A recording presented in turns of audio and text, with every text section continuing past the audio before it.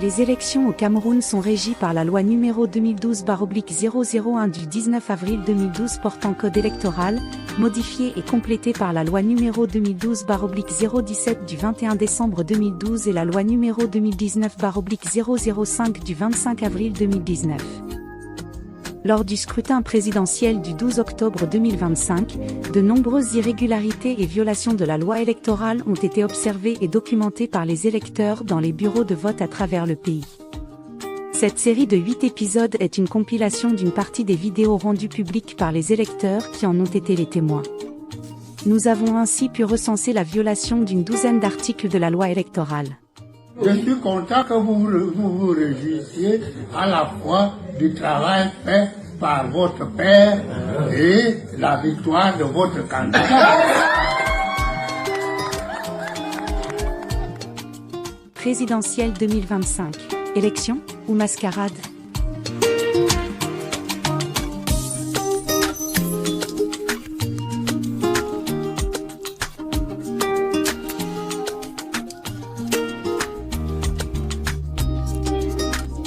Violation de l'article 288 de la loi électorale.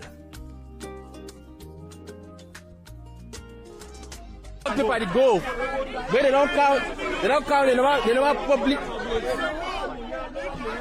Eh? They don't enter motor carry a ballot. This thing they go. When they no account. Eh?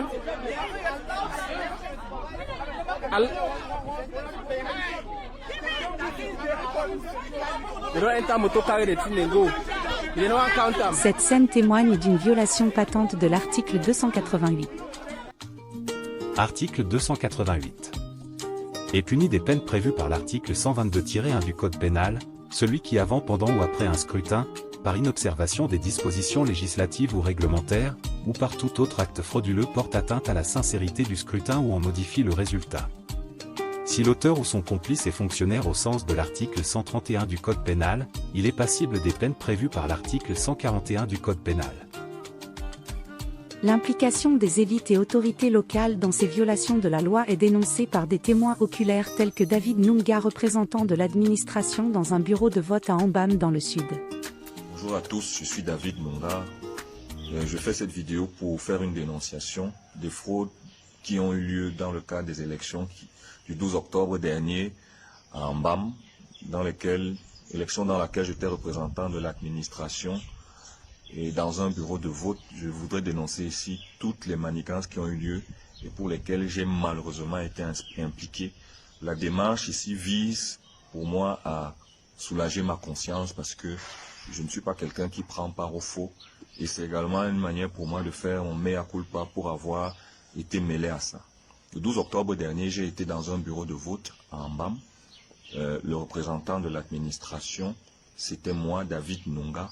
La représentante de l'ECAM, c'était Madame Martha Voto. Et il y avait également un représentant du RDPC qui était Monsieur Ndongve. Et il y avait un bureau de vote. J'aimerais signaler aussi qu'il y avait un autre bureau de vote à côté. Nous étions deux bureaux de vote dans une même salle. Il y avait deux urnes. Donc il y avait un représentant du RDPC. Et donc l'élection a commencé, elle s'est poursuivie normalement.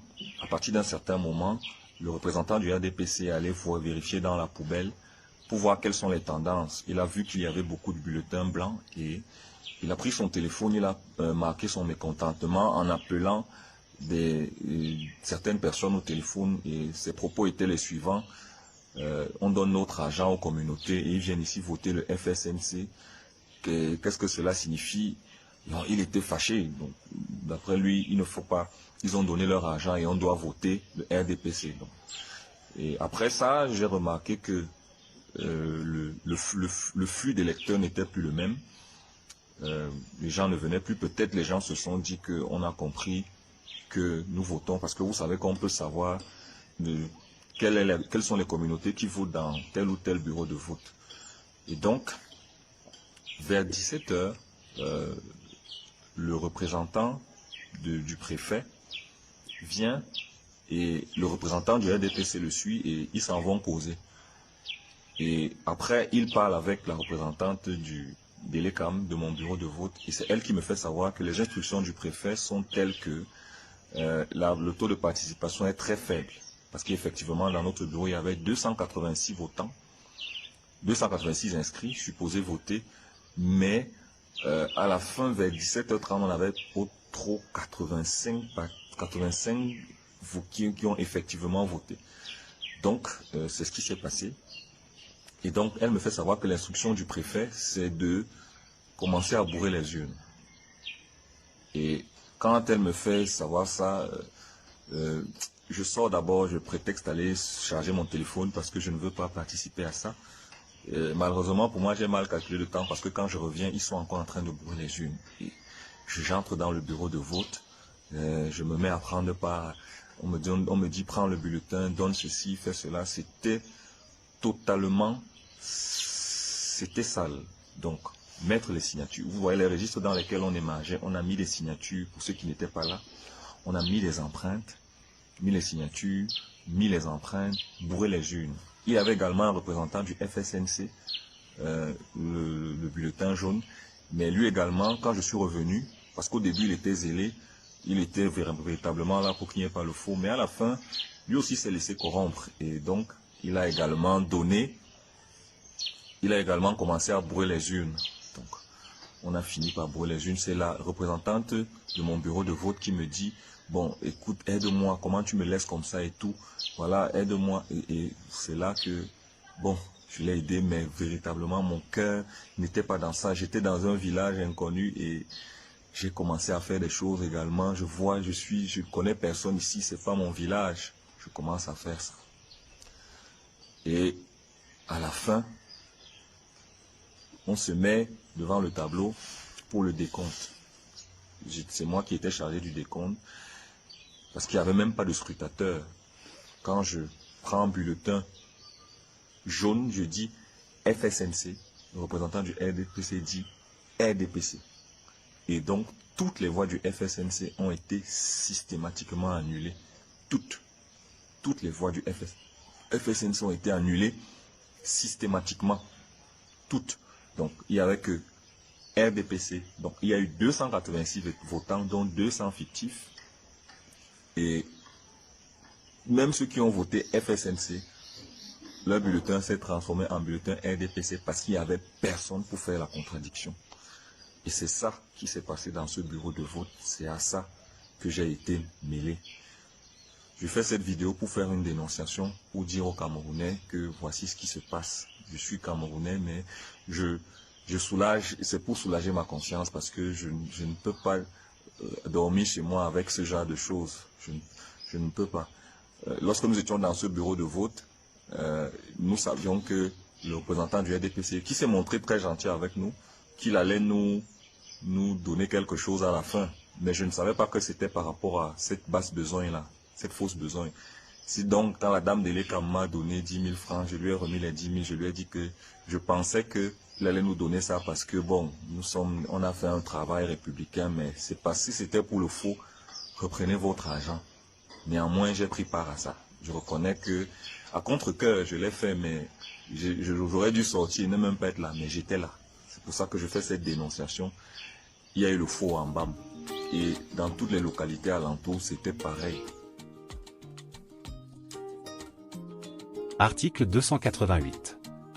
Est puni des peines prévues par l'article 122-1 du Code pénal, celui qui le jour du scrutin, avec violence ou non, seront auteurs ou complices d'un enlèvement frauduleux de l'urne ou de tout autre matériel électoral. Si l'auteur ou son complice est fonctionnaire au sens de l'article 131 du Code pénal, il est passible des peines prévues par l'article 141 du Code pénal. Le déplacement frauduleux des urnes est une technique largement utilisée afin de pouvoir falsifier les procès-verbaux et ainsi modifier le résultat de l'élection. Dans un quartier de la ville de Douala, un agent électoral est surpris dans la rue en possession d'une urne.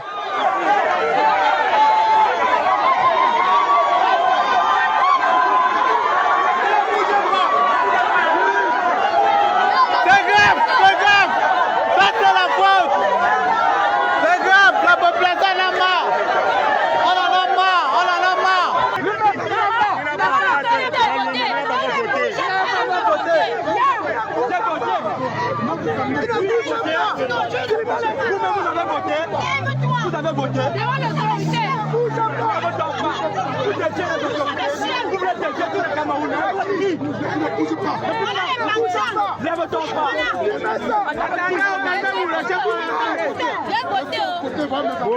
Allume dans la voiture. Tu pars avec les jours. Oh, descends. Tu pars avec les jours. Tu pars avec les jours. Tu pars avec les jours.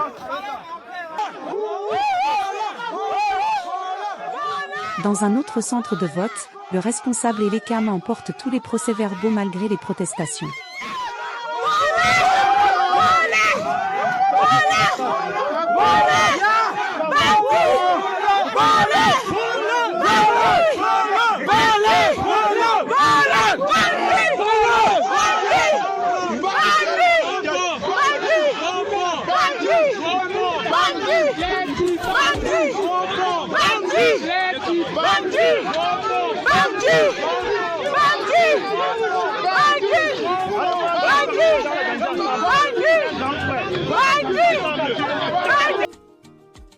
Article 288.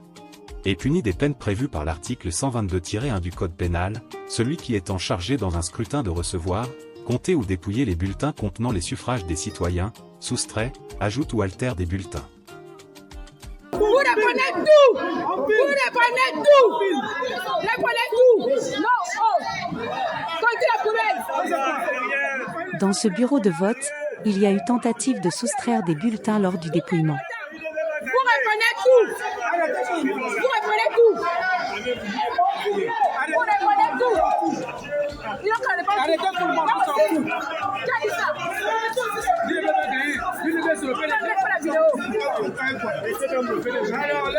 Vous reprenez tout. Vous reprenez tout. Vous reprenez tout à zéro. Carrément que tous ceux qui sont ingénieurs sont d'accord. Vous avez déjà reçu les enveloppes. On connaît ça. Comptez les poubelles. Comptez les poubelles. Comptez les poubelles. S'il y a un seul bulletin qui manque, comptez les bureaux. si un seul bulletin qui manque, c'est annulé. Si un seul bulletin qui manque, c'est annulé. Comptez les poubelles. C'est un vote annulé. Imagine, si tu as reçu l'enveloppe, c'est fini aujourd'hui. Comptez les poubelles, vous aussi. Oh non. Dans 3 heures.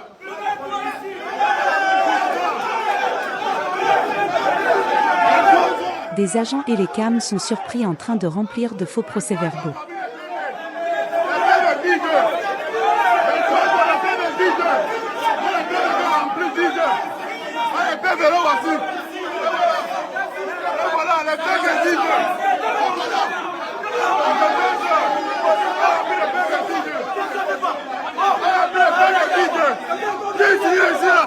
Les faux procès-verbaux seront substitués à ceux issus des urnes que des agents corrompus auront fait disparaître. Remettez au procès-verbal. C'est pas avec ça. Remettre. Donc les gens viennent voter et vous partez avec ça pour rien.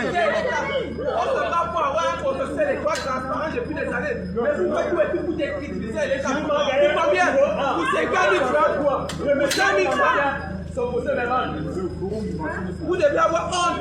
Vous avez les enfants à la maison, vous devez avoir honte. Des agents et l'ECAM sont surpris en train de remplir des procès-verbaux en l'absence des autres membres de la commission. Bonjour, bonsoir. Je suis la commission départementale de supervision. Je représente le FSNC. Oui, d'accord. Est-ce que vous pensez qu'à l'extérieur du bureau de vote, vous devez travailler sur ce C'est vous qui avez gagné. Non, laisse celui qui a gagné, on ne peut pas savoir. Ce n'est pas ça la question, ce n'est pas ça l'essentiel. Ce n'est pas ça celui qui a gagné. Laissez-moi parler. Est-ce qu'il y a les représentants des bureaux de vote qui sont avec vous, qui vous remplissent? Ils sont fatigués, appelez-les, ils ont le même PV. La même chose qu'on remplit là. La même chose.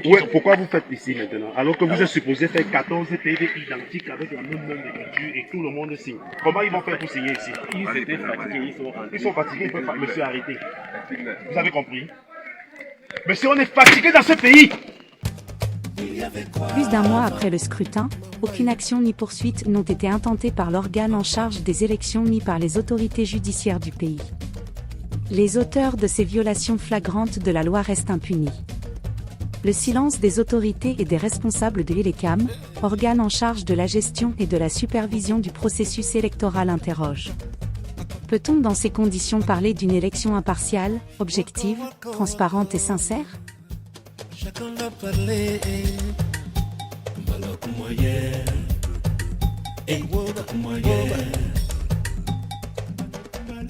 Oh yeah, yeah.